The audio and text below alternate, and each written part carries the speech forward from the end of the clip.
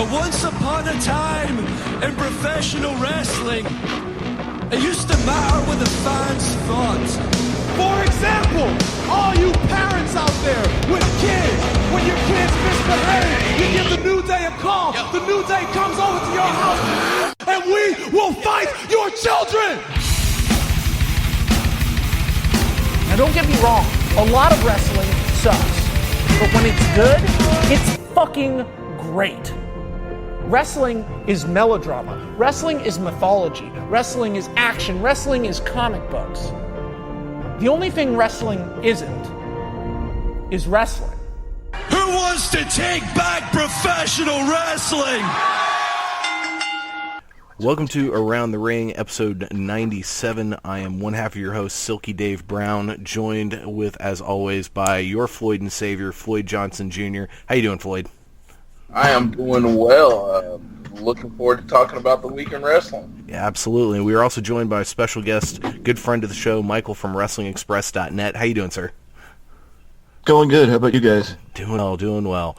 So we're just going to go over the week in wrestling, talk a little bit about Ryback, because apparently he hates indie wrestlers, and then we're going to find out what else going on with Wrestling Express. Got some neat stuff going on there.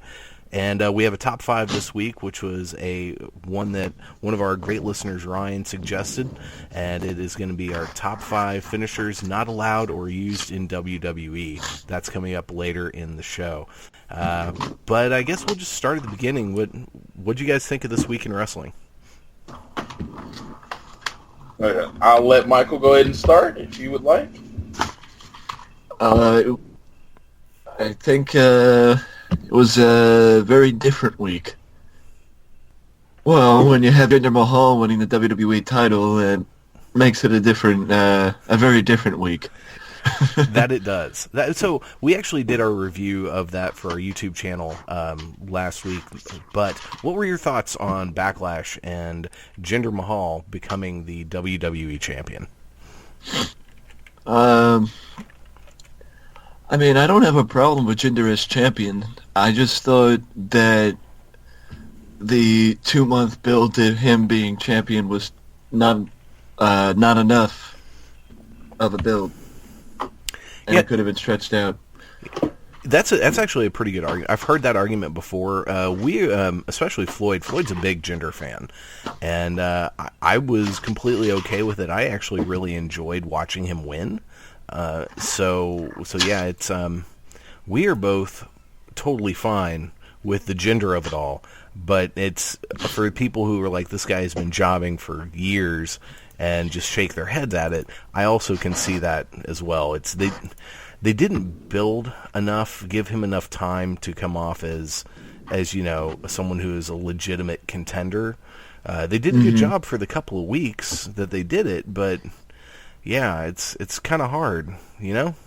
I agree with Michael in this case. I would love for them to give him a few more wins and see so much of more of a descend, as in kind of something we would probably label the rise of the Maharaja. It was just what they did was pretty much what WWE does. They rush something really quickly.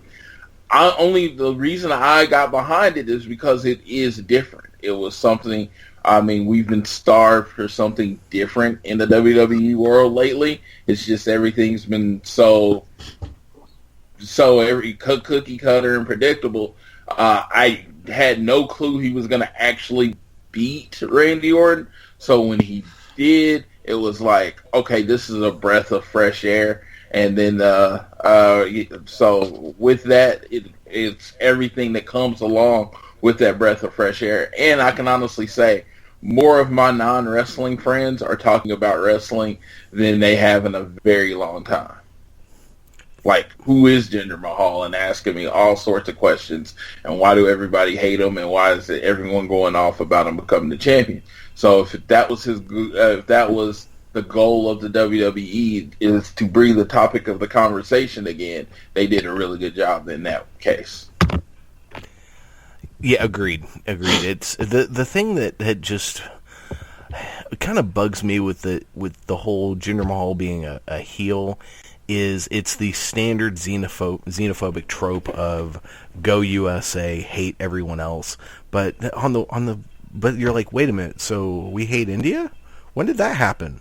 I mean, other than they're taking call center jobs, what's wrong with India?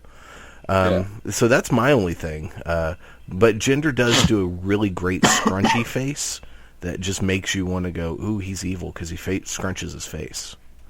Yeah, and you know what? He doesn't really go along the. He doesn't go into the line of I hate America. It's America hates me. People in America hate me. That's more of his. Gimmick right now. It's closer to what Mustafa Ali was doing. He's like, you hate me because of how I look, as of who I am, and how much money I have. It's not that you hate me because I hate you. It's more of you already hate me, and because you hate me, I don't like you. Yeah, and it's that's a good point, because it's really interesting watching the differences they've done with these two. With Jinder, they've gone heel, and with Mustafa Ali, he's ended up going face, mostly because I think he wins people over with his his work in the ring. What do you think, Michael? Well, I agree, and that's an interesting connection between the two of them. But also, people do forget that Jinder is actually also part Canadian. So does that mean we hate Canada now too? Well, Bret Hart thought we did. So there was that. But yeah. Well, let's go ahead and get into, since we've been talking about SmackDown, we'll get there in a sec. Let's talk about Monday Night Raw. So they're really building this fatal five-way going into Extreme Rules to see who is going to go against Brock Lesnar. And the show started out, I saw the first probably half with the Bray Wyatt promo. And maybe I'm the only one. I like the idea of Bray Wyatt taking on Brock Lesnar, but I'm sure it's not going to happen. Bray, when he had the family, to me, presented an interesting challenge to Brock Lesnar. Bray by himself, they have, to me, and maybe I am a person that cares too much about previous results, they've jobbed him out a lot. So you don't buy him as this force that's going to beat Brock Lesnar. True. Yeah, him and Luke Harper side by side. And I would love to see Luke Harper versus Brock Lesnar. I think as long as Brock isn't just doing suplexes, I think that could be pretty interesting. What all stood out to you guys on Raw this week? We got the debut of the Drifter, and I am of the opinion he does work better on the main roster. He was able to drift in and out of different interviews and promos and background.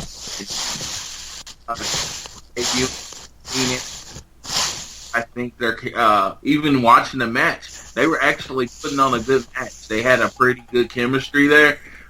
So I was excited about how they did it. I was imagining Elias Sampson was going to win. I definitely didn't think he was going to get the pin, but the interesting way how they kept the Miz involved by having him actually get Dean Ambrose disqualified, because it was like they had the moment, and the Miz is very good at these subtleties. He goes in the ring and he's about to hit Dean Ambrose, and then he looks and he's like, wait, it's way more embarrassing if he loses to Elias Sampson. So he hits Elias Sampson and gets the DQ. So I thought that was a pretty interesting debut for Elias Sampson. And I agree, having him on the main roster, he's going to work so much better with casual fans than with the NXT indie crowd. But can he not sing? Was he trying to be awful? Because, yes. That's his thing, is that he's very, very bad. So, Michael, you Elias Sampson fan? You like the Drifter? Oh yeah, I like the Drifter. Yeah, that's he's different, and that's what makes him good. Couldn't agree more than that statement. It was like he is he's different. I mean, he is the old guitar gimmick, but completely different. I mean, he's nothing like the Honky Tonk Man or Jeff Jarrett, as in most of the time his guitar actually does make it through the match. And like I said, he's completely different. You can't say, well, he's just this person or he's just that person. He really isn't. It's a whole new gimmick. Yeah, agreed. What else about Raw stood out to you guys? Paul Heyman cut another excellent promo. I mean, by the end of that promo, I thought Finn Balor could beat Brock Lesnar. I think that's great having, because you're not going to have Brock out there all the time, but having Paul Heyman come out, and I wonder, you think in the long run there's any chance of Finn Balor becoming a Paul Heyman guy? The only way I see that happening is if Brock Lesnar is actually done. Because Paul Heyman has very much hitched his wagon to that Brock Lesnar train, and I don't think that's going to change. Brock Lesnar is his horse, his thoroughbred. He's not going anywhere. Because you on the main event. I mean, when you got Brock Lesnar, whatever match he's in, whoever he's facing is the main event. So I think if Brock decides, hey, you know what, I got all this money from the WWE, I'm going up to my ranch and I'm just going to chill now, I could see Paul Heyman getting behind Finn Balor. It would definitely be an interesting storyline, as in maybe Paul Heyman being kind of the manager of the Bullet Club or the Balor Club. That would be amazing if they wanted to go that route with it. But I think Heyman's too good. I think there's more nuance to this. How about you, Michael? Well, I agree with Floyd. I like the Paul Heyman and Finn Balor in ring, but it's just the idea that if I had one takeaway from Raw, it's that Raw needs a facelift. Like the formula is not working anymore. I actually agree with that wholeheartedly. I think we all agree absolutely with that statement. I've never put it that way, but that's perfect statement right there. Formula hasn't worked in a while. You get the occasional okay Raw, but I don't remember the last time we had a good one. Yeah. Yeah, and I think that's another reason why people have enjoyed SmackDown so much more, is because they've done a really good job making it a very distinctly different show. You watch the two, and yeah, you can definitely tell it's the same company and all that, but it feels like a different show. I mean, hell, they even light it kind of differently. So that's something I really like. But yeah, Raw needs I like that. Raw needs a facelift. I concur. I can't on this. So they had Finn Balor against Carl Anderson, and I have said this before. To me, with certain things like that, because wrestling is pretty much what you see on stage, you see a lot more background. I'm going to need a real reason he's fighting Carl Anderson. I mean, Carl Anderson's amazing in the ring. Finn Balor's amazing in the ring. And the old days of actual kayfabe that we don't know these guys are best friends and tighter than anything. Hey, I would say, you know what? Let them wrestle every time, because that's the great match. But now, when you do see the background of it and you know how close the dudes are, you have to give us more of a reason they're fighting. Because this just seemed like a thrown-together match. And it's like, to me, that's a waste when you have two guys of this amazing in-ring talent. Like SmackDown, this probably would have been a main event. And there would have been a storyline that came along with this match about, Carl Anderson trying to beat some respect into Finn Balor, or he felt like he's been left behind or something like that. I know that we get a lot of random matches on Raw, but when it comes to these two, and it was talked about how they came into the WWE together, it really, really doesn't make sense. I mean, that Finn Balor brought them into WWE after he kind of paved the way. It doesn't make sense that they're fighting. My only thought to that is, they're fighting because they're told, hey guys, you're going to go have a match. I mean, sometimes if it's supposed to be an actual, like, sporting competition, they're theoretically fighting to move up the ranks to get to titles, yada yada, and there's some booker in the back that goes, okay, tonight you're fighting you. Go. I mean, it doesn't always need a storyline reason for a match other than let's just bring two dudes together and you have a match. I feel like Sasha and Bayley. Like, Sasha and Bayley wouldn't have a match unless it mattered. The only reason Sasha and Bayley would fight is if it's for a number one contender spot. You know what I'm saying? Because everyone knows they're actually friends, and they've built on that forever. So the only reason Sasha and Bayley are wrestling is because something's on the line. They're not just wrestling because, hey, it seems like a good match this Monday. And I feel like the whole Finn Balor, Carl Anderson, Luke Gallows thing should be treated with almost that same respect.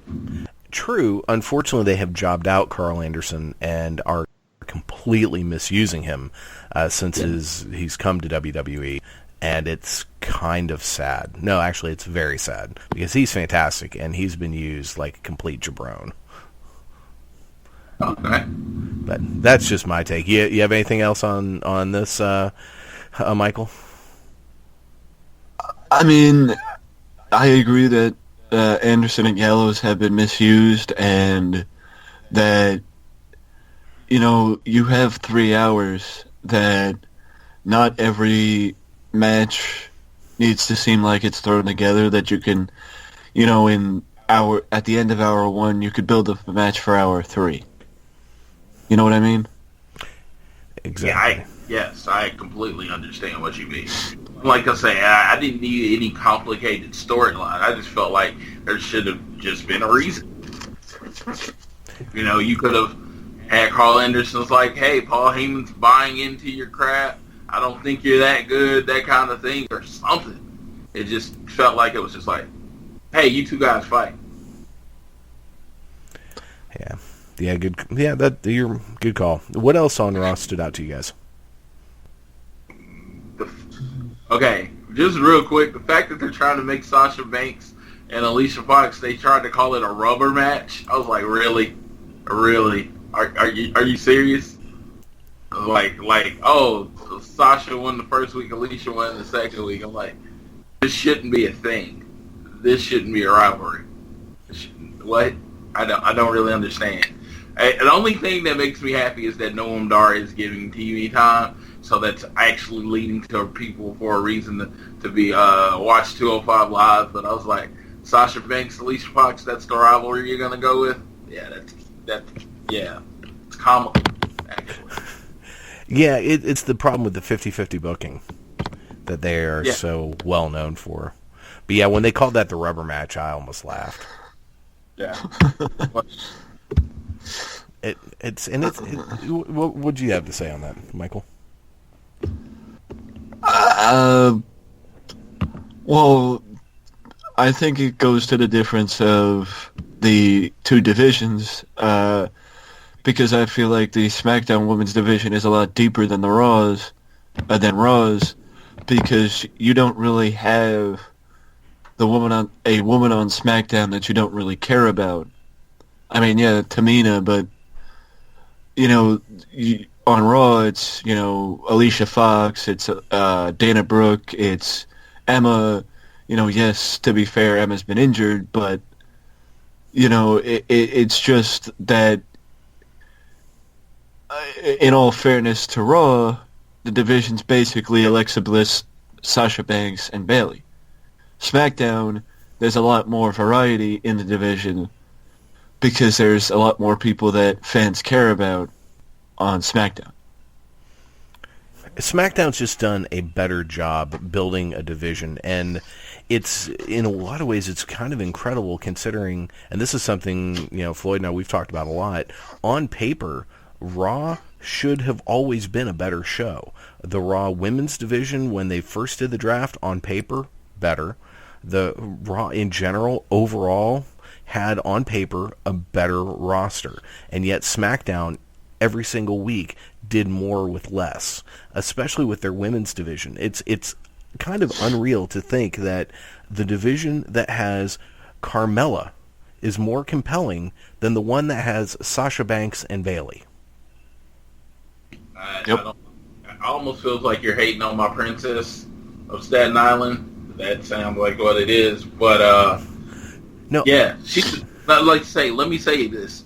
There has been more character development with Carmella than anything that happened anything that's happened on the Raw roster. I even think with Sasha Banks, they're trying so much for her really not to be the boss that they have destroyed her character development. That's a great point, and I'm not a hater of Carmella. I like her as a character. I think in the ring she's not very good, but I love her character work. Yeah. Anything else from Raw stick out to you guys? Let me scroll down. I really wanted to like the main event. I really, really, really did. I thought I was really looking forward to it, and then it wasn't that good. Even before they started building on the Seth Rollins and Roman Reigns having ascension, it just wasn't that good of a match. It didn't keep me interested at all. I actually had time to look at it, and I kept drifting off doing other things just because it wasn't interesting. And for those four guys to be in the ring, I just think that should always be a match that my eyes are stuck on. So, and this is probably telling, but what was the main event again? Bray Wyatt and Samoa Joe versus Roman Reigns and Seth Rollins. Okay. Now, did they ever bring up the fact that Roman Reigns and Seth Rollins were once tag team champions together? Yes. They were building up the Shield, and how, they had a chemistry, and it was just, like I said, it was just, the match was just so much, it was kind of disjointed that, I don't know how well the Bray Wyatt and Samoa Joe worked together. I couldn't actually put my finger on it. It just wasn't interesting. What do you think, Michael? Do you have any thoughts on that main event? I'm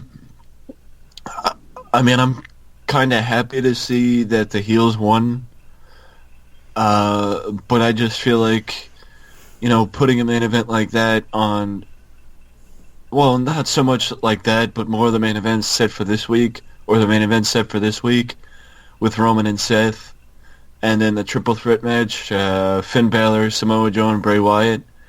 I feel like I understand why they're doing it because of the Fatal 5-Way, but I feel like they're trying too hard. Yeah, and here's my problem with this. In a way, so we knew from or at least I figured from the moment they announced that this Fatal 5-Way was coming. It's like, okay, so between now and Extreme Rules, we're going to see every possible combination of these five guys in a variety of different matches. So by the time we get to the Fatal 5-Way, I'm going to be so sick of seeing these guys in the ring together, I might not care. And that is a concern. And not every main event of every Monday Night Raw needs to be these five guys in some form or fashion against each other. They should have random other matches and maybe somebody interferes. And I suspect that what's going to happen with Extreme Rules is it's going to end up Bray and Roman are going to be in a feud. Samoa Joe and Seth Rollins are going to be a feud, and Finn Balor's going to win and go on and face Brock Lesnar. That's at least conventional wisdom. That's what this is pointing to. And I'm like, okay, fine. It's not time for Roman Reigns to go against Lesnar because I think they're holding that off until Mania. Barf. But I don't know. It's not compelling. And considering the fact that you have Bray Wyatt, Samoa Joe, Seth Rollins, Roman Reigns, and Finn Balor all involved in your main event program, and I look at that and go, I don't care. That's a problem. Yeah, Yeah. I agree. All right, well, let's go ahead and move on to the SmackDown this week, which pretty much all revolved around the announcement of Money in the Bank. Who is it? Shane came out, and man, I do miss Daniel Bryan on these shows. I will say, I miss Daniel Bryan. So Money in the Bank ladder match is going to be AJ Styles, Baron Corbin, Sami Zayn, Dolph Ziggler, Shinsuke Nakamura, and added at the last moment, Kevin Owens. Now that does sound like a very, very compelling match. What'd you guys think of this whole thing? It does, but we always talk about, we've been talking about how they're trying to do things differently than Raw, but they just kind of they just throw these 6 people out there. And I actually saw on our group list that someone said that they would have liked to see them qualify, and I couldn't agree more. I would have liked to see. I mean, I don't know if they had 12 people to put out there, but I would have liked to see them have some of the lower people on the show. Maybe lower people on the show maybe try to qualify for it. Maybe they give away 3 spots to the 3 winners, and then the other 3 had to qualify to get the Money in the Bank ladder match, and it would have, to me, added a little more depth to the show. But I just throwing the 6 people out there. And Shane, I feel, is horrible to open a show. Just something about his voice. He never seems like he's really getting excited about what's happening. And it's like when you got Daniel Bryan going, yes, yes, yes, and getting the crowd into it, and he always has this passion in his voice. It is definitely something missing when Shane's there. How about you, Michael? I mean, I agree with the idea that it would have been better if at least some people qualified for it. But, I mean, I don't really have a problem with who's in Money in the Bank. It's just, maybe add another person, because I think, 7 people in the match may be better than 6, because I feel like they usually... I mean, I could be wrong, but I feel like they usually have 7. I think they do. Money in the Bank. Yeah, they normally do, and I agree with you there. I would like a 7th, and maybe that's something they could say, that they've decided to add a 7th, and they have a tournament to decide who the 7th person is going to be, because we got 4 weeks to kill before this pay-per-view. It would have been cool to have Kofi in there too. Good point. Now that he mentioned the 7th person. So one thing I was thinking with this is, when you mentioned comparing it to Raw, is, to me, this one makes more sense, though, just throwing 6 or 7 people or however many people into it, instead of the fatal 5-way match they're doing at Extreme Rules, because really, how extreme is a fatal 5-way match? Not that. So to me, it makes more sense, because Money in the Bank has always been, here are a bunch of dudes trying to win the ladder, win the briefcase. But the other thing I was thinking of, so later on the show, they had, it was announced that there was going to be a fatal 5-way to determine the number 1 contender for the women's championship, who will face Naomi at Money in the Bank. So at that point, it made me wonder, is everyone else left in the division? Are they going to do a women's Money in the Bank ladder match? That's what I've been hearing. That's the rumors I've been hearing, and I'm very intrigued by that, if they're going to do it. And in that case, if that's the case, I don't want Charlotte to win the Fatal 5-Way. I want her in that match. Oh yeah, she would. That would be fun. That would. So, what do you think, Michael? You think that's the direction they're going to go in? And if so, would you like the idea of a women's Money in the Bank match? Well, I'll second what Floyd said, that I've been hearing those rumors too, that there would be a women's Money in the Bank. And I will say that if either brand could have gotten it, I'm happier that SmackDown did. True. Well, it makes sense having the Money in the Bank ladder match at, the Money in the Bank pay-per-view and all. So, the thing, because when I was thinking about, as I was watching the show, just overall, like, okay, so you've got these 6 dudes in the Money in the Bank ladder match. That's 6 people you can't have in other matches. Then you're going to have a tag team championship match probably. You're going to have the women's championship match. And I'm thinking to myself, how are they going to fill out 3 hours of a pay-per-view, or 2 hours and 45 minutes as a lot of the SmackDown pay-per-views go, when a good chunk of your roster, your main folks, are tangled up in this one match, which is probably going to take a good half an hour. And then when I saw the segment with the women, and I thought, okay, well, all the rest of the women go in the Money in the Bank ladder match, and that's another half hour. So you've got an hour of your show killed right there. Then all 3 titles will be on the line, so that's 5 matches. And honestly, I think one of their pay-per-views, it might have been the one I went to with TLC, I think it was only 6 matches. And then they covered 2 hours and 45 minutes. Which is easy to do when you have compelling matches that are pretty long. So I'm hopefully that'll be the way they go. The only other thing I got out of SmackDown is I loved the Fashion Files, the whole Breezango thing, and I really hope that Breezango's not done. I loved how they beat the Usos in the singles matches. I loved the idea of a title match happening right then and there. I just hated seeing Breezango take such a decisive loss. Because it was kind of a barely win, right? He hit the leg drop, and then he caught him off guard with the splash. So I thought it was like, oh, they were about to win, and the Usos just barely pulled it out. That's what came off to me. Yeah. So how close is Kofi to returning? Oh, he's ready. He's healed. Okay, so because after that, I kept wondering, okay, is the New Day going to come out? And then I thought, no, they're not going to do this at some random show in Toledo. Actually, they even did it even more random. They debuted on Talking Smack. Oh, they did? Okay. I did not watch Talking Smack this week. So no, they came out on Talking Smack. They were the guests. And that was them debuting and said they were coming back for the tag team titles then.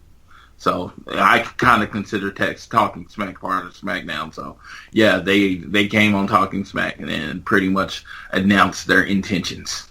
So I should have watched it. So what I would have liked one more match with Breezango at Money in the Bank, and then have the Usos cheat to win or something, and then standing in the ring, and then the New Day music hits, and that's the first time we see them back.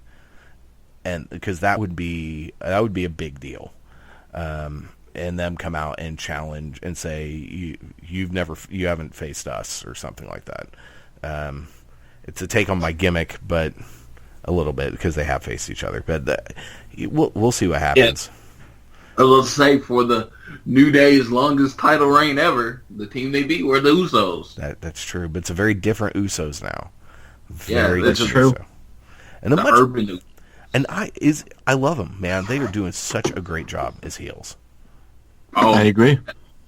That's their natural personality. I mean, that's who they are. They are very much more these characters than they were ever those other characters that, I don't know if it was a Vince McMahon idea, but it felt like a Vince McMahon idea. It was just like, hey, be this cookie cutter tag team. And like I said, but with up, up, down, down, and a lot more backstage, you get to see what these people's natural personality is. And they are very cocky people. They are very much the characters that they are playing now. And it just comes off more natural. It really does. They seem so much more comfortable in doing this versus when they were dabbing. Which I will give them credit. They were dabbing much earlier than most people were. So good on them. It was before T.J. Perkins even started doing it. T.J. Perkins. What'd you guys think of in the main event with the show ending with AJ and Nakamura standing in the ring together? I think this is the one I don't want to see for a very, very long time as far as them in a singles match. I want to build. I want them to come about. Hopefully, maybe if they can get some approvals, maybe show some New Japan clips. I want this to be treated like the spectacle that it should be. Yeah, I agree too. In fact, I say that should be the WWE title match at Mania. Either yeah. Oh my god.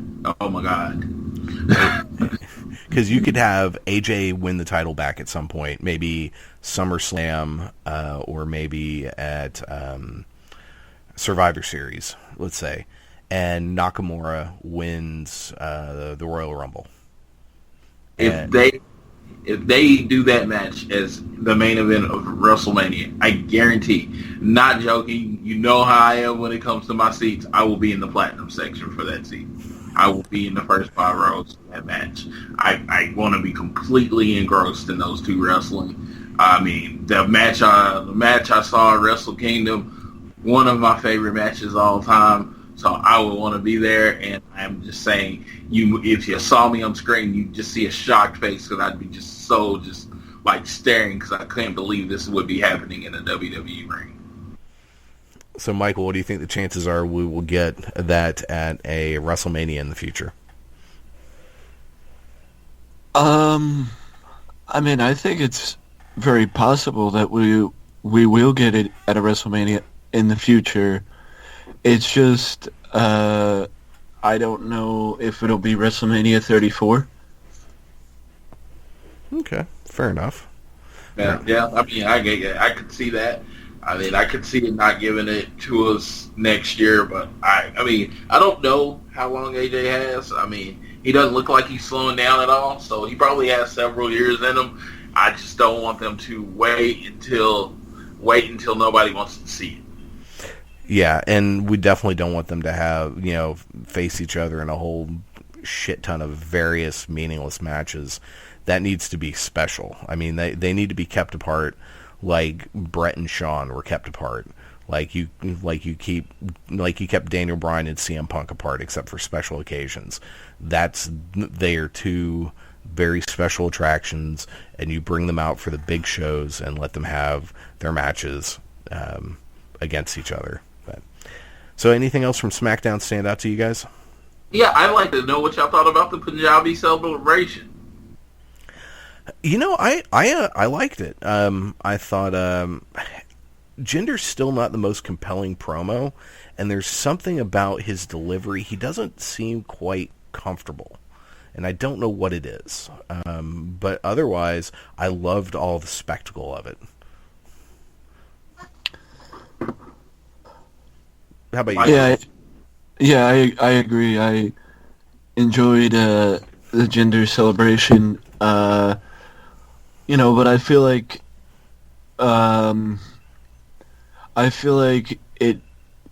we're still early in Jinder's run, and they need to work on adding credibility, because even though he may be over, and hated, and people boo him, and all that stuff, they need to add credibility to him, sort of like they did with Seth Rollins when Rollins first won the belt.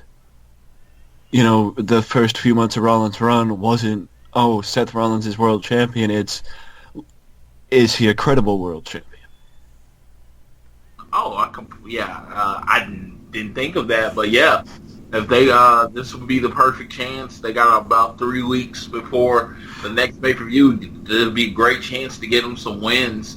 Maybe throw them Mojo or a couple other guys and try to get them some W's to be a credible, try to build on the fact that he's a credible champion.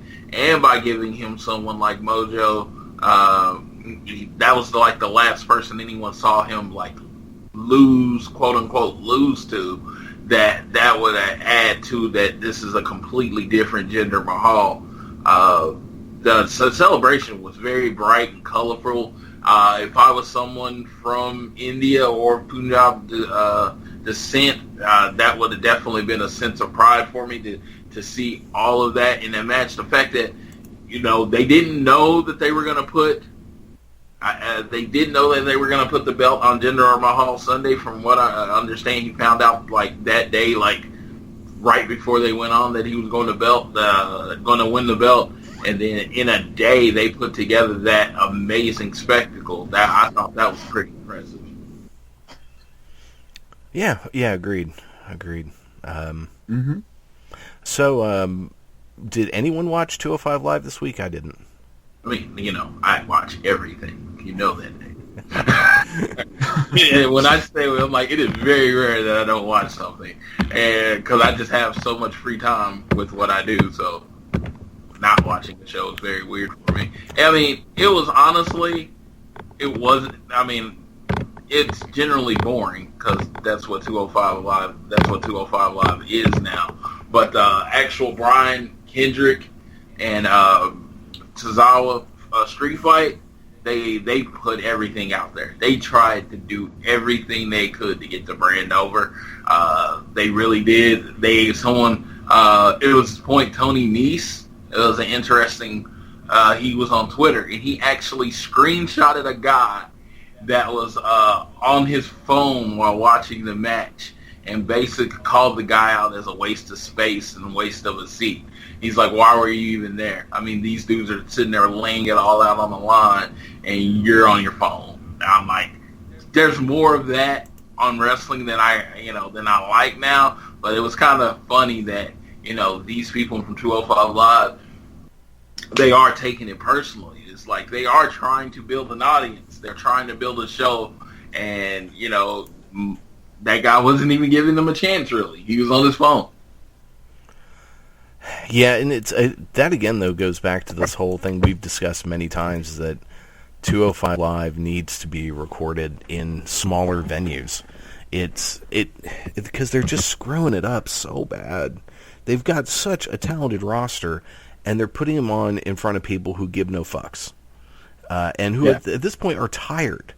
Because if anyone's ever watched Main Event or Superstars, did anyone in the crowd care about any of those matches? No. And you were putting 205 Live on in the spot you recorded those shows. No one cares. So they're killing it. And because of this, because 205 Live has done so poorly, the weekly UK show is probably not going to happen. But I'm actually okay with that, because I think it should be a monthly thing to make it more special. Yeah, because, Progress does a monthly show, and it works. And I think a monthly network special that people actually watch is way better than what we're getting from 205 Live week to week where no one's watching it. Yeah, and that's another thing as far as 205 Live. I would rather, before then, I would rather it go to once a month, and they tape it maybe the night after the NXT tapings. Yeah, I like that. What about you, Michael? You have any 205 Live thoughts? Well, I will say that 205 Live is taped after SmackDown, and Main Event and the Superstars were usually taped before SmackDown or Raw. So, that still proves the point of why nobody actually cared about, Superstars or Main Event, because even though it was taped before the shows, nobody really cared about them anyway. So, well, my point with this is, why not tape 205 Live before SmackDown instead of after? That might lend to some more energy from the crowd, because to get trying to get the crowd into it and ready for SmackDown. The only thing I could say that might work against that is, at that point, 205 Live wouldn't be live anymore. And that's fine. It's 205. First of all, making this big deal that it was live was stupid. NXT is not live every week and still gets some of the best ratings on the network because it's a good freaking show. So yeah, there's a world of difference between needing SmackDown to be live on network television versus needing something on your network to be live. They're just completely different animals. So yeah, if 205 Live was airing on USA, then yes, it needs to be live. That's fine. It's not though, and yeah, yeah. I'm just going to start repeating myself. So, any final thoughts on that before we move on? Welcome back, Cedric Alexander. He came back this week. He got a win. It was good to see the lumbar check again. It's one of my favorite moves. And I'm very excited to see what they actually do with him. damn it, now I am going to have to start watching the show because, I will say there's a part of me that when Cedric got injured, I really lost a desire to watch that because he is by far my favorite wrestler on 205 Live because I just love Cedric Alexander. NXT this week was mostly it was the before takeover. So my couple of takeaways from NXT this week. Aleister Black is incredible, and he does not need to be on NXT for much longer because he is just freaking awesome.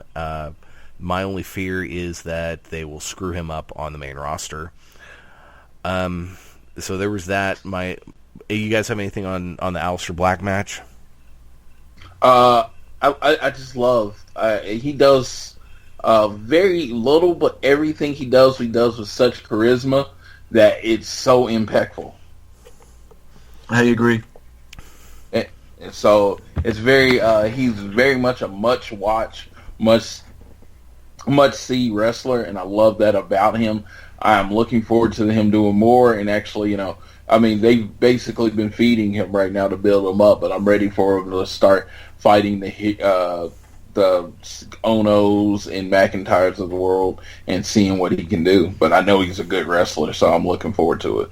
Yep, agreed. So when we had the re-debut of the Velveteen Dream, so are we just supposed to forget that Patrick Clark has already been on television playing the same character? Let me just say this. The Velveteen Dream is a whole new thing. It's a whole new name. So, yeah, now I'm just kidding. You completely are. It to me, the fact that he wrestled, I don't even think it was 4 weeks ago as the Patrick Clark Experience. I don't understand how they were, but they were saying it kind of tongue-in-cheek, the debut. And that might have been he's saying it's his debut, not anybody else. I will give him, he owns it, man. He owns that character. So he is full in. And yeah, it would be one thing. Okay, so when Adam Rose went from Leo Kruger to Adam Rose, that was a drastically different character. And literally the last time we saw Patrick Clark, the Patrick Clark Experience, he was wearing the same tights, doing the same crap. He was. So okay, I'll just suspend my disbelief. There was no suspension of disbelief there. It was ridiculous. But if you heard how he was kind of calling it, he was calling them like it was called a debut. You know what I'm saying? It was just like it's not like he was like they were just thinking straight to this is a debut. They were like, this is kind of stupid to call this a debut. But he does own the character. I think he can do a lot with it. Orlando Jordan happened long enough, and it was on TNA, that if you're not a super passionate or loyal wrestling fan, you may not see the comparisons, but I do see the comparisons. And in the sensitive world that we are in about people feeling like, how they're displayed on TV is not who they are, they have to be careful with this character. Yeah, they do. They have to be very careful with this character. But when they were, I forget if it was Percy or Phillips that asked Nigel if he'd ever seen a character like this. Immediately, I'm like, Adrian Adonis, Gold Dust. We've seen this before. It's not like we haven't had homoerotic characters in the past. It was a sensitive time then. True. So Michael, what are you digging the Velveteen Dream? I'll say that I'm not really sure what to think of Patrick yet. I've always been a fan of Patrick. I always thought he was, fit for the wrestling business, but I think it's, I guess I'd rather have had, a vignette or two to get used to him and then an in-ring rather than just jumping right into the in-ring. Yeah, because those vignettes weren't really vignettes. That was him standing in like a purple background and some fog. So make something like him saying how he has found his true self or something like that. That would have helped. Anything like, I know everything can't be the Roderick Strong thing, but I think the Roderick Strong thing did so much to help his character that they should do that as much as they can. Agreed. Now, it's interesting that Patrick Clark, who was from Tough Enough, did not win, is the one still around, and yet the Yeti idiot, he had his 1 year and got fired. And the girl she had her 1 year, got pregnant, and got fired. Yeah. Well, I mean, I guess she found love out of the whole thing, so I mean that's good. Yeah, and honestly, that was a rumor during the show. Is that all she was trying to do was hook up with the wrestlers? Damn.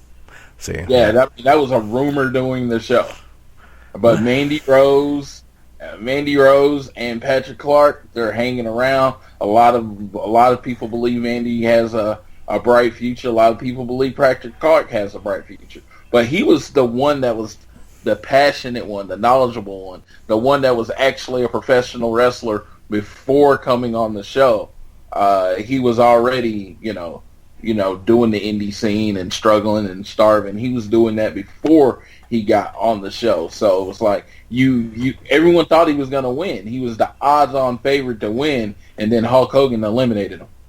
Yeah, no irony there at all. So speaking of, real quick, a complete side note, but wrestlers on... Did you guys know that Kenny King is on The Bachelorette this season? Yes, just because so many people tweet about it. I saw that and I was like, oh, that's pretty cool. Yeah, I'm not going to lie. I kind of watched that show with my daughter. She sucked me in, and the first few weeks are hilarious because it's damn freak shows. It's like watching those first few weeks of American Idol and America's Got Talent when it's all these absolute freaks of nature that come out. So yeah, watching Kenny King the whole time, like, oh, come on, Kenny, please win. Go, Kenny. Because, and it's funny. It's like, wow, where's all this personality when he's in Ring of Honor? Because he just... He was a great personality on TNA. I mean, he was when they did the Beatdown Clan, he was the personality of the team. Interesting. He played like a loose cannon gimmick, and I dug it. So I've always been a fan of Kenny King. I mean, I do like the stable he's in right now in Ring of Honor. Which is the name of it? I'm forgetting. What was it? Like Resistance or something? It's him, Caprice Coleman, and Rhett Titus. Do you remember, Michael, what they're called? No, I don't remember, but Okay, I know good. what you're talking about. Yeah. I don't feel so bad then. So I just wanted to throw that out there and aside. My only other thing with NXT this week is Wesley Blake is now doing a country gimmick. Is he's not the one from Australia, right? No. No. Okay. That's Murphy. Okay. Yeah, I mean, I guess whatever. They need to get back together. What they need to go and be Alexa Bliss's henchmen because they were always best working with her. That's true. You guys have anything else from the NXT? No. Drew McIntyre, man, he's fire. If he's not the next guy to fight Bobby Roode, I don't know who it should be, but I think he should be the next. I foresee him being the one at SummerSlam weekend, TakeOver Brooklyn 3, being the one to beat Bobby Roode. That would be awesome. I could see that, yeah. All right. Well, how was Impact this week, Floyd? Impact Wrestling this week was extremely, extremely average. Yeah, they're doing nothing to build their new brand right now. To me, they're not doing anything to set fire or anything about it. It feels like okay, this is Jeff Jarrett's version of Dixieland, and it's doing nothing for me right now. I watch it because I have extra time in the week. Otherwise, if I was working a normal schedule, like my 6 to 3 or whatever, and I actually had to decide whether to sleep or watch that show, I would choose sleep. Well, there you go. Well, Michael, have you been keeping up with TNA? Good answer. I'm hoping he's been choosing sleep. It really isn't I'll just say this: I have a lot better to do than get frustrated watching two announcers feud. Yeah. That is taking on way too much of the show. They this week they brought Scott Steiner back, and he looks like he can literally barely move. So that is what you're getting with Impact Wrestling right now. The feud for so they had this chance they did a triple threat to decide who was fighting Bobby Lashley at their big pay-per-view. They had EC3, James Storm, and Magnus. So they got these 3 guys that they can build something with, and EC3 wins again. So we're like the 3rd time at a big, what they would call pay-per-view for them, we're getting EC3 versus Bobby Lashley again. So you are literally not doing anything different than Dixie Carter.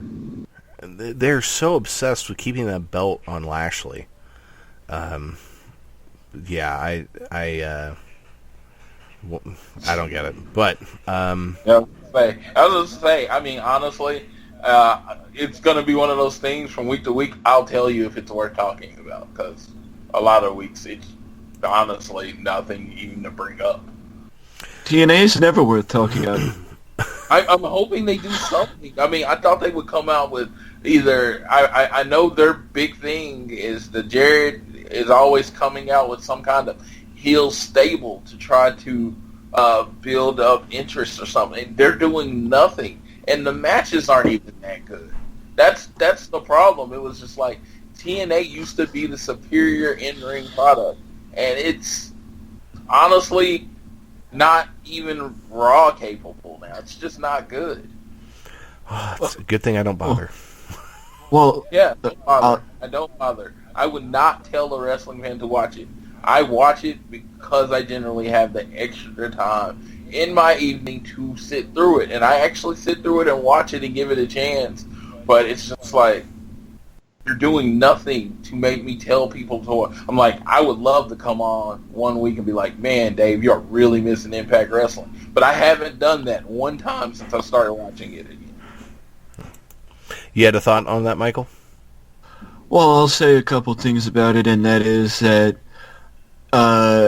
number one, I know that they have a lot of people there, like Dutch, and, Jeff knows wrestling, and, Scott D'Amore, he's always been really good because of his, territory up in Canada. But I wonder how much of it is that Jeff can't do what he wants, because I feel like some of it may be Anthem's president, the TNA's president, stepping in and not really letting him have complete control of the company, because, in the interview, because I saw an interview an excerpt from an interview that Ed Nordholm did, and the guy is completely clueless when it comes to wrestling. The guy is completely clueless when it comes to wrestling, because he made the comment about Matt Hardy and how most, entertainment contracts have it where the company owns everything having to do with the talent. Matt Hardy had creative control in TNA.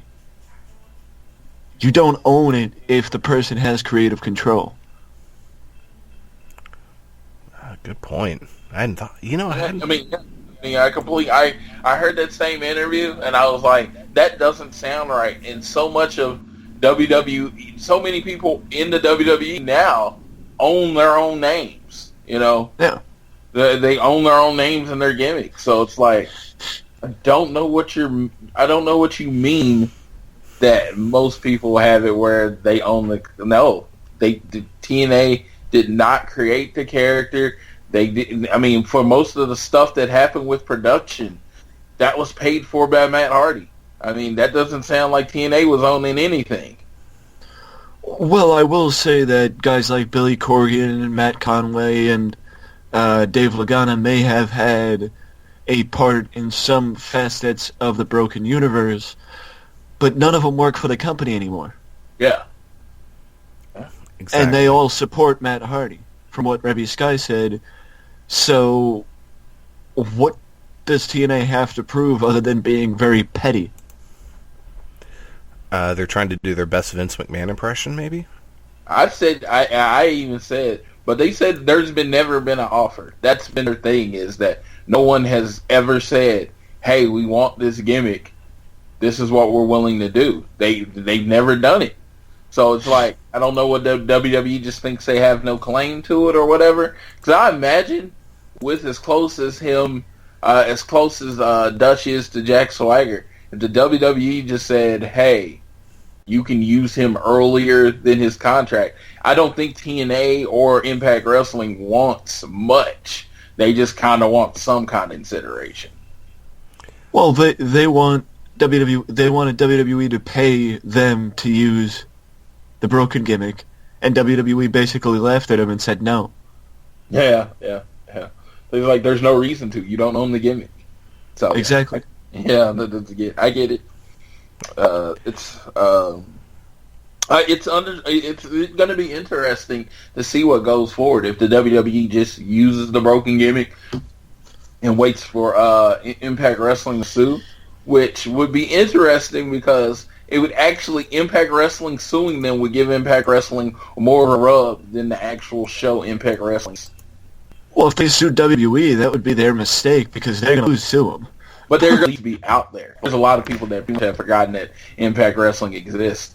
I mean, honestly, we had a listener really asking me to start watching the show.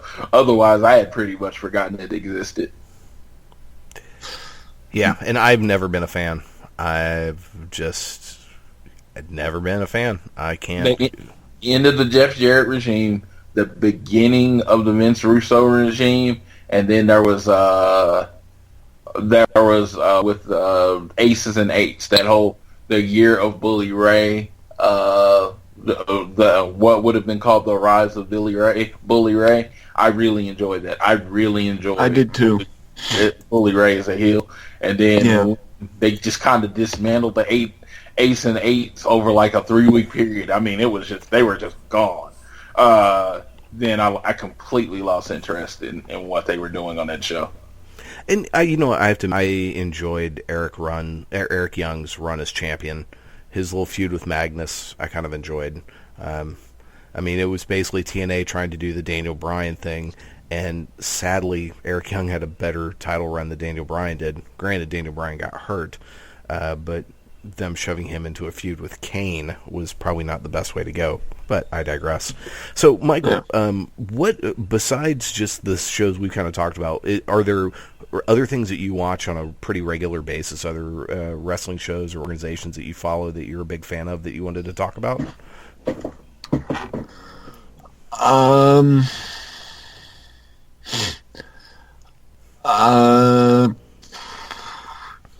I mean, as far as paying attention to things outside of WWE, the only real, window to that is the power rankings, because I do weekly post on the indie power rankings, and that basically gives me a window into seeing who is doing, who's really, bringing in the people on the indies.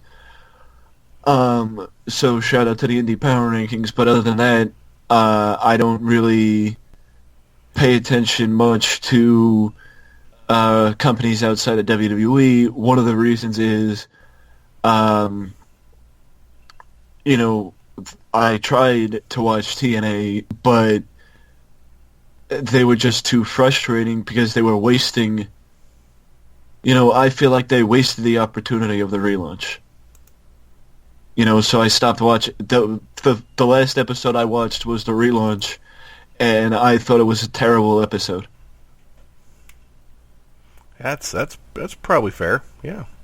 I mean, yeah. I mean, a lot of people felt exactly the same way. I came on and I railed against the relaunch and how much that was a wasted opportunity to really actually relaunch and say you're going to be getting something different, and they've done nothing. They've done nothing to build excitement on this what's called the new brand. I'm just like, I love Jeff Jarrett. I'm like, seriously, Jeff Jarrett has been just as much a part of my life as any. I mean, his wrestling career probably started, like a little after I was born, like 6, and I've been a wrestling fan my whole life. So Jeff Jarrett's been pretty much as part of my life as much as any other wrestler has been. So his psychology and how he tells wrestling shows, I've always gotten dug, and it's just like this trying to come back. I don't know if it's just a lack of talent that's available, because he did get lucky. I mean, he had AJ Styles and to build the brand on the last time, and I mean, phenomenal. And then you had Jerry Lynn retiring, and you had a Low-Ki, and you had so much just what's considered now great wrestlers. I mean, he brought Eric Young, James Storm, Bobby Roode. These are all people that were a part of the original TNA, and so I don't know if he just got lucky with that immense amount of talent, that wealth of talent that he was sitting on at that time. Because right now, it just seems like, I'm like, what are y'all doing? I don't know, and I don't know if it's the talent's fault. I don't know if it's the booking's fault. It just seems like nothing seems to be hitting with me. I'm like, if you ask me who my favorite wrestler in Impact Wrestling is, I would say EC3, and that was EC3 and Moose, but that was that way long ago, and that was for nothing really for anything that they've done in Impact Wrestling. I like EC3 on the mic, and I just love the athleticism that Moose has. But other than that, I know they're probably busting their ass, but I have no reason to watch that show.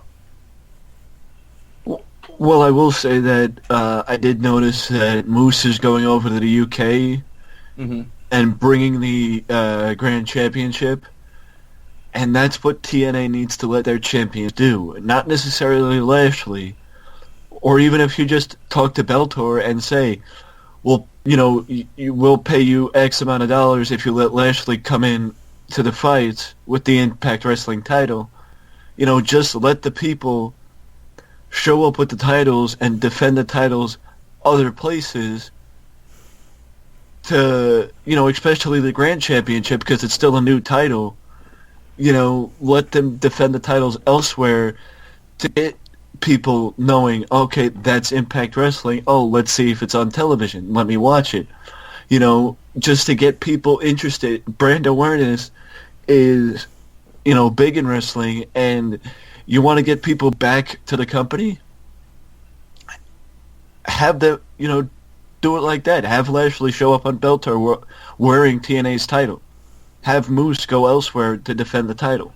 Be more territorial rather than more, don't have the WWE frame of mind, I guess, is what I'm saying.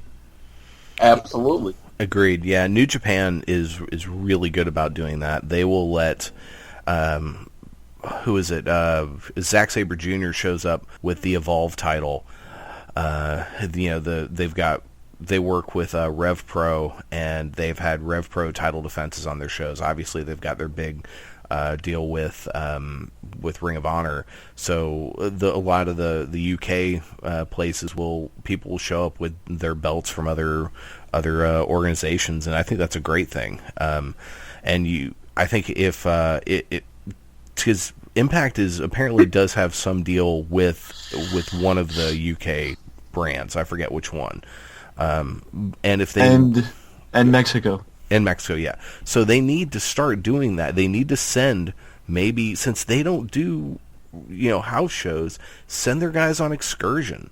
Say, okay, I mean, Japan does that. They might as well say, okay, we're going to send you down to Mexico to, which is it's AAA or Conan's. It's AAA. It's AAA. We're going to send you to AAA for a while and have you feud with someone down there. And so then we'll bring up somebody from AAA. Let's bring in the AAA's mega champion and have them challenge Lashley in a non-title match or something. Hell, you could have a triple threat match where you've got the GFW, the AAA, and the Impact champions all face each other. It can be non-title, but that would still be a big deal. Where else are you going to see that?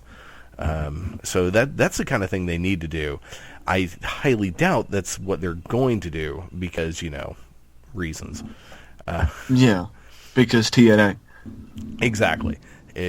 So, real quick, there was another topic I wanted to touch on this week. The Ryback. Apparently, Ryback has a show that he does, Conversations with the Big Guy. Why does he call himself? I never got that. Anyway, so I found this on Cage Side Seats. Ryback went on a tirade saying independent wrestlers are ruining wrestling. Ironic considering he is now an independent wrestler, though I think he only works for one company, which is his friend's company. Mostly, I suspect, because he's asking too much money, and other people are like, no, I'm not paying you, $1,500, $2,000 or whatever, because I'm not going to make that back, because you're not going to draw $1,500 worth of people. But essentially, his argument was, indie wrestlers are ruining wrestling because they don't sell. For reading this, it definitely seems like something that was stream of consciousness. This is not an essay he wrote, so I'll forgive that. But it's like, from what I remember in his career in WWE, he wasn't the best seller in the world anyway. He's not the best worker. He's a good talker, but he's got the look, he's got the build, but he was never what you would call a great wrestler. So it is. While there is some validity to the fact that in independent wrestling there's not enough selling and it deflates some of the impacts of moves, it's just like Randy Orton going on this kind of tirade. It's like, dude, you are not the person who should be doing this. Maybe if Cody Rhodes is doing it, who is working in every indie that will book him, okay, fair. Ryback, who is working with his friend, and that is it. No, I don't think so. What do you guys think? This caused rage for me. It really did. I read the sentence and I'm like, if Ric Flair said this, solid. Randy Orton, all right, you have a credibility. Even John Cena. You've sold out a ton of stadiums, right? I got it. You got credibility. Ryback. Ryan Reeves. Skip Sheffield. The person that the WWE literally tried to hand the Kings of the Kingdom and no one cared. Don't talk to me about selling. You were a poor attempt at WWE to recreate the feel of Goldberg. And it didn't work. Feed me more. I mean, I could go on and on about the disdain I might have for this person. But because he has zero credibility to even comment on this. Independent wrestling, if they're ruining the WWE needs to get better. Because most independent wrestling on independent shows are doing their matches with no storyline, and they're still finding a way to entertain. You have these people in the WWE that have this massive media machine around them, and they still find a ways to bring out average to boring shows every week with the storyline machine behind them. So the independent, I put this on our post. I'm just going to kind of go through it. Independent wrestlers focus on putting on a good show every night. They don't worry about who owns what move or what belongs to who, what moves will be copied by kids at home. They tell the best stories with their bodies as possible. If that is hurting sometimes lazy WWE, then there's only one option. The WWE needs to get better. The storylines, the in-ring performance, just overall better. That's my opinion. Yeah, a good call. I agree wholeheartedly. I mean, when I recently had the opportunity to watch Imperial Wrestling Revolution at the Rose Rock Music Festival, I loved it. It was so much fun. These guys went out there for not getting paid much. I can attest to this because I booked the freaking thing. And they put on a hell of a show. At one point, their champion, Jerry the Boss Bostic, climbed a tree to jump onto another guy. Climbed a tree. Freaking awesome. And yeah. They have that one day, generally, that one night to put on a great show. Well, it's like, no, you don't get a lot of background on why these two people hate each other, unless you're one of the diehard fans. But most people, you're just doing a one-off on the show, so you don't get it. And they still find ways to entertain people. Exactly. And I can tell you from experience, the people I talked to who watched that were thoroughly entertained, and I think there was maybe one dude in the crowd who actually knew who the hell these guys were. So, yeah, it was a bunch of people, a bunch of kids that had no clue who any of these wrestlers were, and popped the entire time, had a great time. So, yeah, Ryback can suck it. Michael, what do you think? I mean, I think I may know who Ryback is talking about, and it's more so the people who do the flippy-floppy stuff. But they still do sell, not as much as they should, but they still do. And, I mean, I guess I could keep this short and, just say that I agree with what Floyd said, that if... and what you said too, that if Ryback had more credibility and more of a history of doing what he said independent wrestlers aren't doing, then it would mean more coming from him than it does. So in that case, Ryback, go fuck yourself. Well said. I like it. So, so that's the Ryback. Now, before we get to our top 5 this week, I wanted to hear from Michael to tell us about what's going on with WrestlingExpress.net. So, you've been doing some changes. What's happening with the site? Well, I have been, or I did recently switch up the site, but the big stuff has been off the site because I've been actually researching. I've actually been researching the sale of WCW since November of last year. Not November of last year, November of 2015, actually. Okay.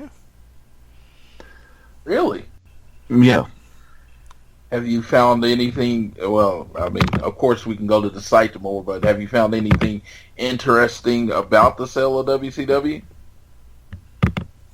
Well, first thing, nothing is on the site yet because I'm not sure what I want to put on the site.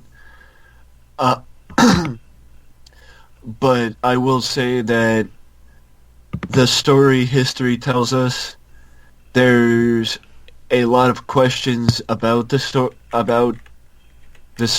about what is out there right now, about I feel like there's more to it, and my research has proven that there's more to it than what is already out there. Oh wow! So anything that you want to talk about specifically, or are you? I'm intrigued. Yeah, me too. I mean, this was one of the biggest moments in wrestling history So I would definitely want to know more about that. So you got me on the line, but I'm just saying anything that you might want to throw out there for our listeners to reel them on in. Well, I guess I can gloss over some of the facts. And that is that, there's first thing is I am still researching the reason why I chose to disclose what I'm doing now is because I've came to the point where there isn't really much left to research because I've been researching it for about a year and a half.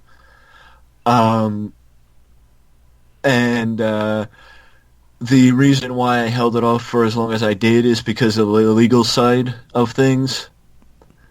And the idea that I was sort of worried that if I didn't hold it off until I figured out the logistics of it, that I would be subject to liable for whomever, if the wrong person heard it, But I did get plenty of legal advice, and a lot of people just told me it isn't, as long as I present it in a way that I'm not presenting it as fact, but as a theory, then I'd be okay. Again, even more intrigued. Yes. Even more intrigued. I'm like, I really want to know, everything that has to do with it. So, definitely. Definitely let us know when you start releasing that information and getting on your site. We will do everything because we have a wrestling group on our Facebook called The Club, and I don't imagine there's a member of the club that wouldn't want to know more information about this. Yeah, amen. And or if you think about doing a book or something, I will pre-order. Just let me know when. Yeah, definitely. I'm definitely into that. I'm just because I don't think wrestling's been the same since because WWE hasn't really had to compete since. Oh, yeah. So I will just throw maybe 3 facts out there. And that is when they announced, when Eric announced, when the news outlets announced on January 11th, 2001, that Fusip Media Ventures and Eric Bischoff purchased WCW, they did not purchase the company. They agreed in principle to buy the company, which means the contracts were never signed, but the letter of intent was. Okay. Now, most letters of intent have periods of exclusivity, meaning for a period of time, only Eric Bischoff was able to negotiate for WCW. Now, do I know for sure that that's the case, that Eric Bischoff, there was a period of exclusivity? No, but statistically, probably about 70 to 80% or even higher than that. If any listeners know, letters of intent and, the legal side of stuff, you can correct me if I'm wrong, but most letters of intent have periods of exclusivity, which means for a bit of time only Eric Bischoff could negotiate for WCW. 30 days would have been February 12th, 45 days was February 26th, and 60 days was March 12th. Most periods of exclusivity are between 45 and 60 days. The reason why February 26th sticks out is because a timeline from WrestlingOnline.com says that on February 26th, tensions started to rise between Time Warner and Fusip Media Ventures that almost dissolved the negotiations, but the negotiations did not dissolve. And then on March 20th, that's when Fusip Media Ventures officially walked away from the deal. And as far as news stories go, there was no mention of WWE having interest in the company. So I ask, is 3 days long enough to negotiate for a deal? Ooh. Because everybody knows March 23rd. Yeah. Oh, okay, yeah. So Yeah, that is intriguing. damn. Maybe some backdoor negotiating there. Everything is public access. Everything. Everything I find, all you have to do is go on Google, and you can find it yourself. You know, everything, you know, is on the New York Post, New York Times, LA Times, you know, even on forums. I've been in contact with Dave Meltzer, not about him, you know, releasing the story or anything like that, but I did find something written by Meltzer about 17 years ago, 16 years ago, sorry. And he did say that that is a credible story.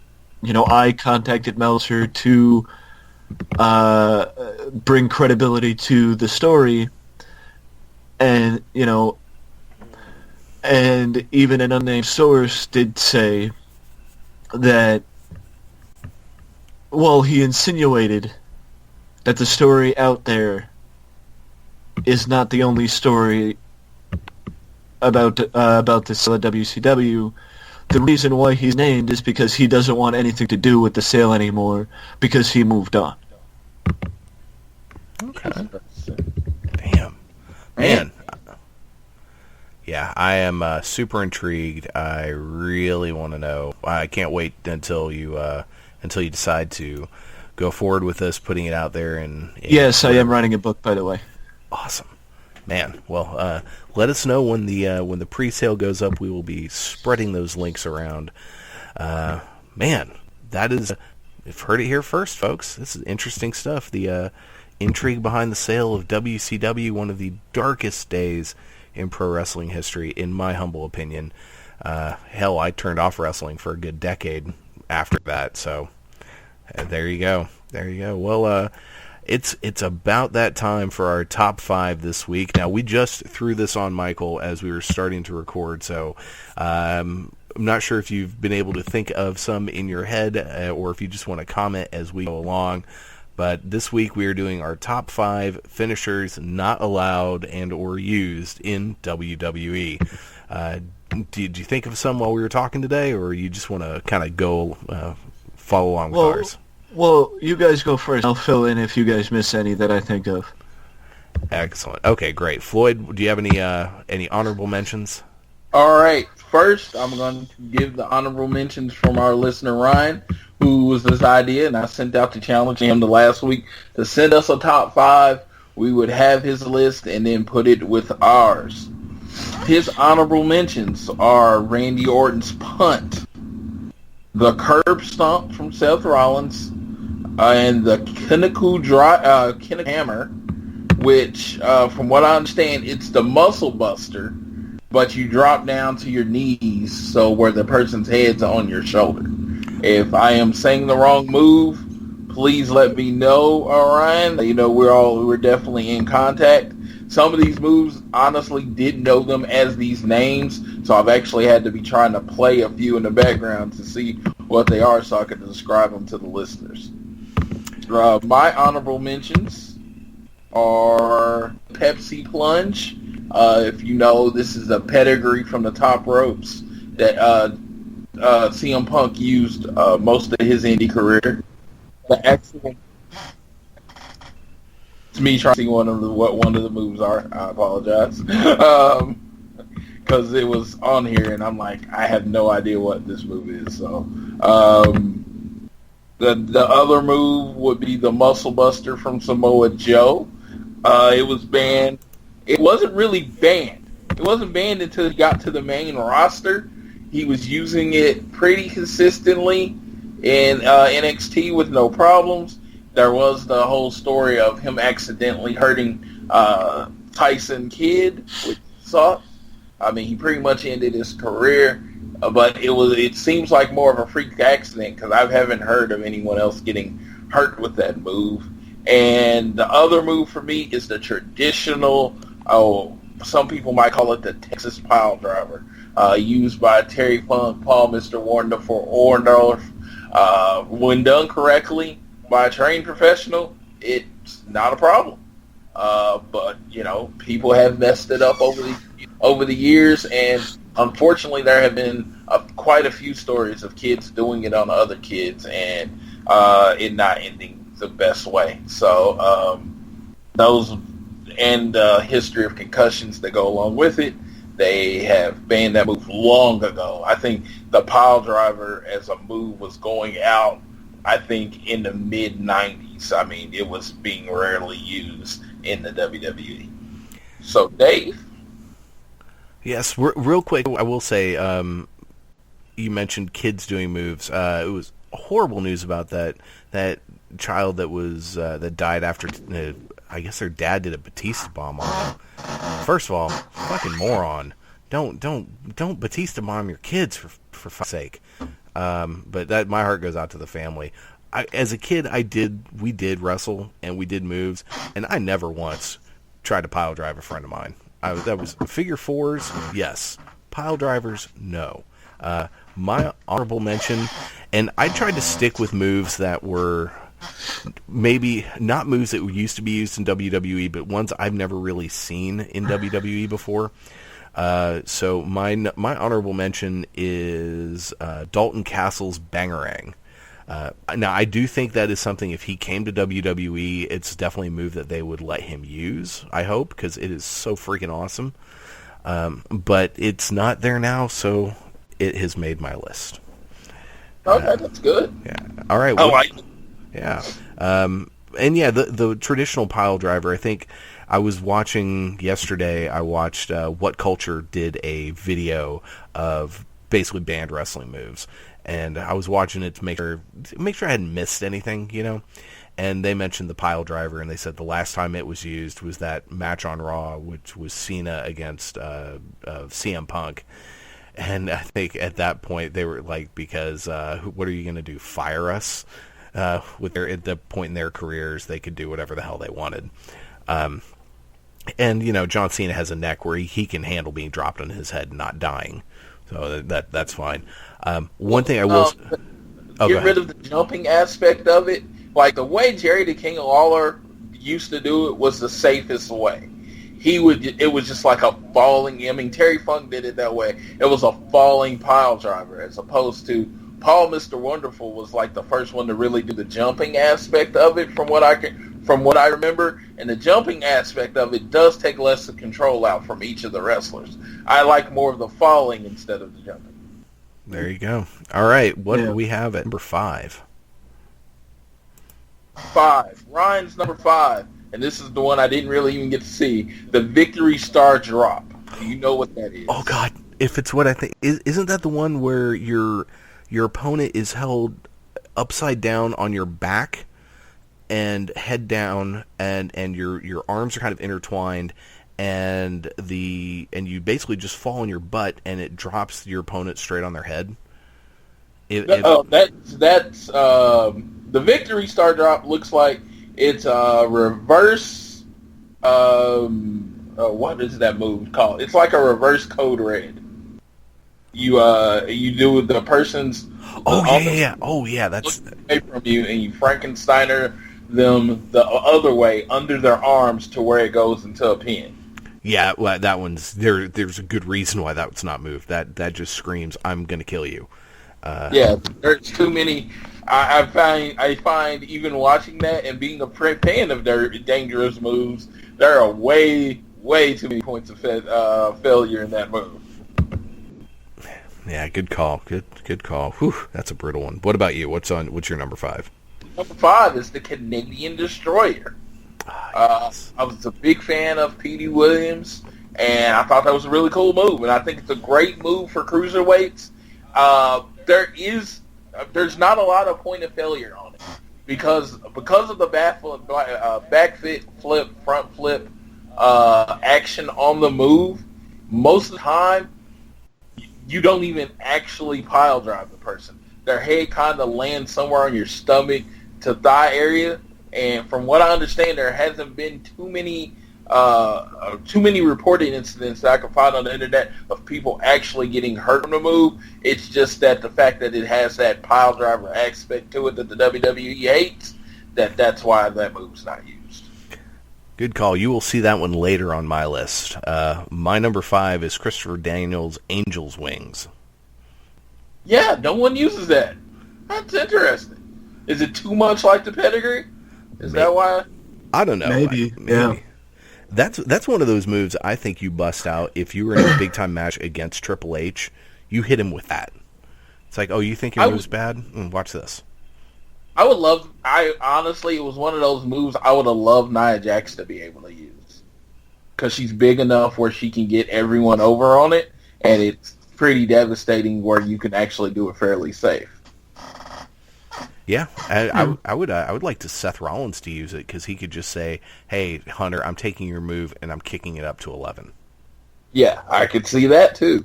Because we all know he's good at taking other people's moves. Yeah. But actually, let me say this: he's not good at it because it looks so much worse when he does it.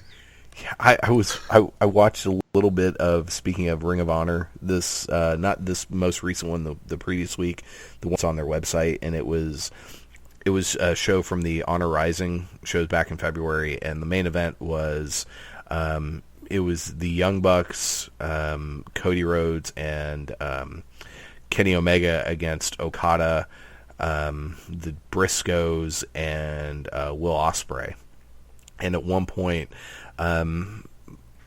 Omega hit that jumping, spinning knee that Seth Rollins is using now, and it's night and day.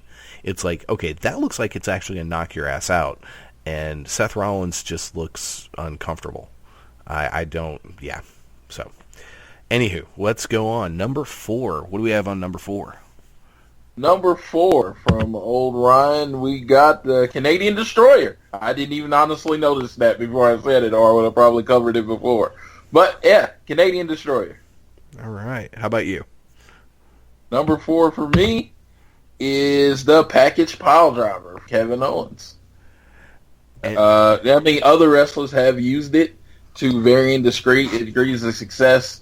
I always elaborate on my move. The reason I like the package pile driver is, honestly, there's zero danger in it because of how he tucks the arms and hands, you never land on your head. It's honestly safer than the pedigree. I will say my number 4 is also the package pile driver. I just think it's something you don't want to see that every match, but if Kevin Owens could bust that out every once in a while on super big matches, that would be fantastic. So, all right, number 3. Number 3 is we're looking at the Vertebreaker.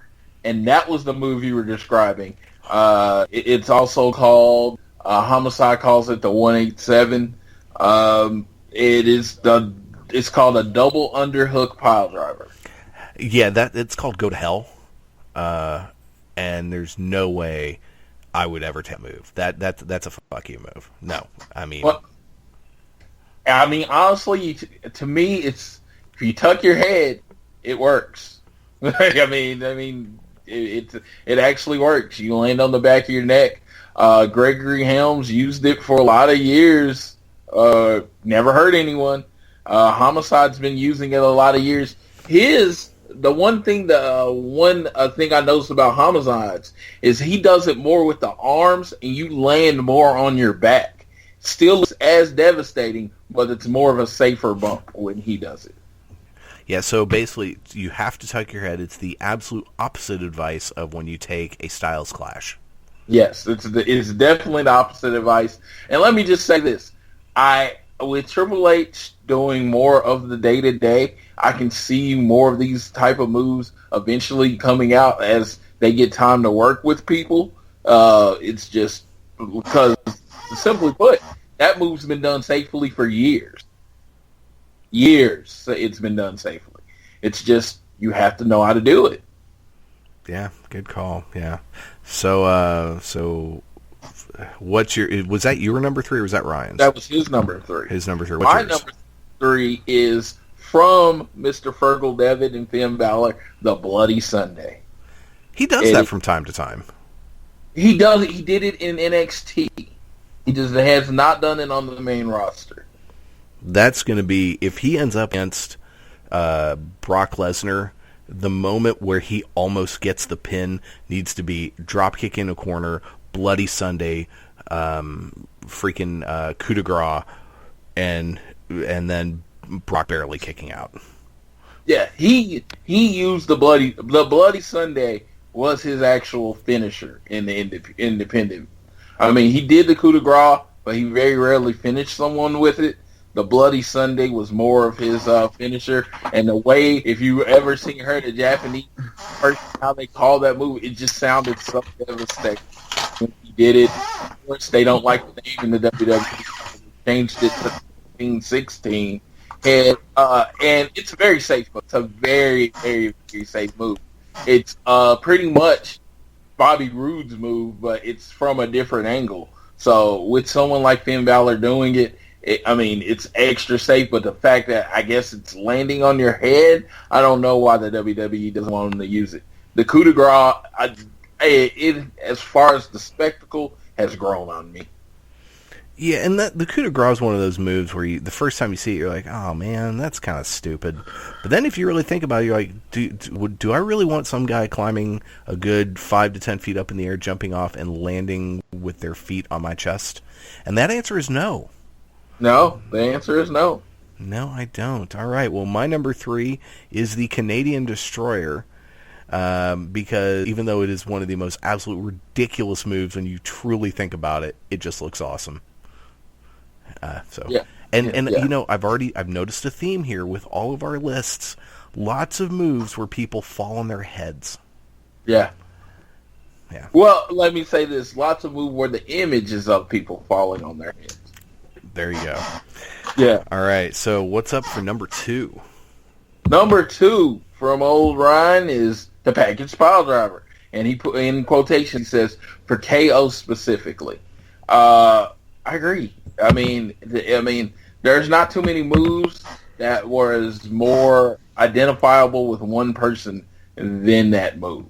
As far as he packaged pile drive Maria, and let me just say this: with her husband like 10 feet away, that move was actually dangerous, and that actually could hurt somebody if anything went wrong. Do you think a man would let his wife take that move?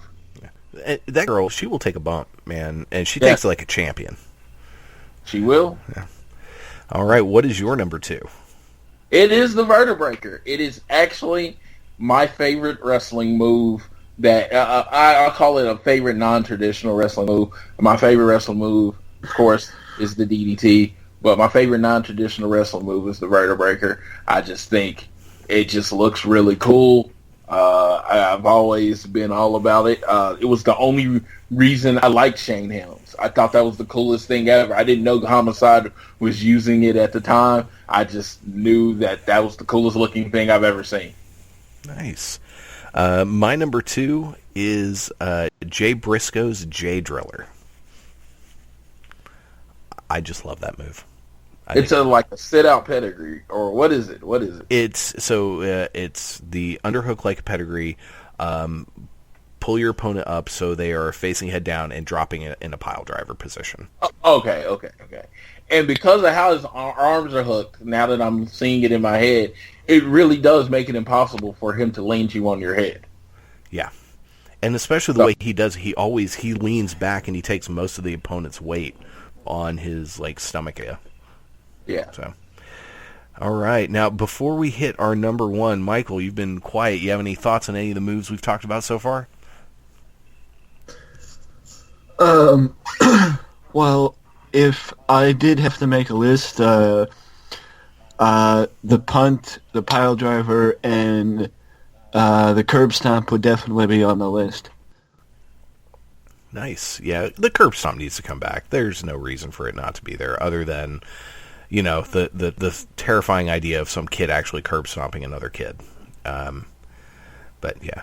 Yeah. Oh, speaking of, how much you want to bet that this week on TV we get the "Don't try this at home" things again? I honestly say this. I think it should be on every week. Oh. I don't think a WWE show should start without it being on. Oh, I agree. Me Yeah. personally, that's always been the way it is. To me, I don't think a show should start without it being on. Yeah, I agree. I agree too. All right, so number one, what does Ryan have as his number one? Well, Ryan wants people to die because his number one is the Burning Hammer. Oh, Ryan. I like where your head is at, sir. Dude, I love wrestling, and if I had any ounce of athleticism ever, I would have tried to do this for a living. I wouldn't have taken that move. I don't care who's doing it. I would have been like, no. I mean, I respect AJ Styles on the level of pretty much AJ Styles when it comes to wrestling is like Jesus to me, and I still wouldn't let him do that move to me. So what is your number one? My number one is the move that shouldn't be banned, and God, it was what made me love Seth Rollins. I mean, the thing about the Shield when they came out, I love to elaborate before I say, the thing about the Shield is they came out and they were edgy, they were a little different, they came out and they were all new and part of a gimmick stable, and you had Dean Ambrose with his loose cannon type gimmick. He did the front forward like bulldog DDT, and I was like, man, that move is cool. But the coolest of all the moves is in his first singles match, Seth Rollins busts out this curb stomp. And honestly, I'm not a big indie wrestling fan or watched a lot of indie wrestling, let's say, before the last few years. So I had never seen that move done. And I thought it was the coolest thing I'd ever seen in my life. And I noticed how he did it when he jumped and put his foot up. The person that was under him controlled the bump. So it was literally nothing happening, but it looked so cool and it was such a great visual, and it added to the edge, which was the Shield and Seth Rollins. It is the curb stomp. It broke my heart when he stopped using that. And not a lot of things in wrestling break my heart, but that actually broke my heart when he stopped using that, because that match where he went for Randy Orton, hit the RKO, one of the best RKOs I ever saw. It's actually the move that won him his first world title. So, and then the next night they decide, man, I don't want people seeing him doing that move. I don't get it. I'll never get it. There are people that are paid to think about that kind of stuff that ban that move, but I miss the curb stomp with like all my heart. Yeah, that needs to be something that every once in a while he's allowed to bust out. I mean, I can see not having it every night, but yeah, that was a cool move. Well, my number one, I'm liking Ryan's thinking, because number one is Burning Hammer, and I'm like you, man. That is a go to hell move. That's a fuck no, go fuck yourself move. But I don't care, man. That's if there's any realism to this. If you were in a fight and say you're facing John Cena and you've thrown everything in the damn kitchen sink at this fool and he is still getting up because, Super Cena, then what better way than to drop him so hard on his head to knock his ass out? It's just the move is incredible. And then when they busted out during the Cruiserweight Classic, and the fact it wasn't the finish of that of Brian Kendrick and Kota Ibushi match was kind of criminal, because no one should ever kick out of that move. Yeah. Steve Austin feels that way about the DDT. I'm right there with him. But yeah, the Burning Hammer, if I'm giving it and you're willing to take it, no one should ever kick out of that move. Agreed. But and I remember years ago when I first heard about it, and it was described, it's the Death Valley driver from the torture rack position. I just was like, that is the coolest fucking thing I've ever heard. Because it just sounds so devastating. And then when you see it, and it looks so devastating. There are people who've done watered down versions of it. Who is it? Michael Elgin does they call it Burning Hammer, but in reality it is an attitude adjustment from the torture rack position, which in and of itself is badass. If someone started using that as a finishing move in WWE, and don't call it Burning Hammer, you can call it something else. But the visual of someone from the torture rack literally being flipped over to the point they land on their stomach and face, that would be awesome. Tyler Ricks used it for a while, and it just never got over with him. Someone needs to use that now. I mean, I don't know who. Hell, Braun Strowman could pull it off, because he could just do it and throw some fool. A preference would be Roman Reigns. I hate the spear. Oh God, the spear sucks. The spear sucks so bad. But that's it. So we did put out a call to listeners of Around the Ring to send us your ideas and suggestions for top fives. We've gotten some great responses, which we thank you very much. But if you have any ideas, send them to us. You can tweet us at Around the Ring OK. You can send us an email, aroundtheringok@gmail.com. And you can also follow the show on Facebook, facebook.com/Around the Ring OK. And the website, aroundtheringok.com. You can check it out there, get all the links to all the stuff. And that's going to do it for this week. Michael, we thank you so much for coming on, and tell people where can they find you and everything you do online. Well, you can find me at Wrestling Express with one S, and of course at WrestlingExpress.net, where all things Wrestling Express happen. Yeah, and do check that out, folks. Give him a follow on the Twitter.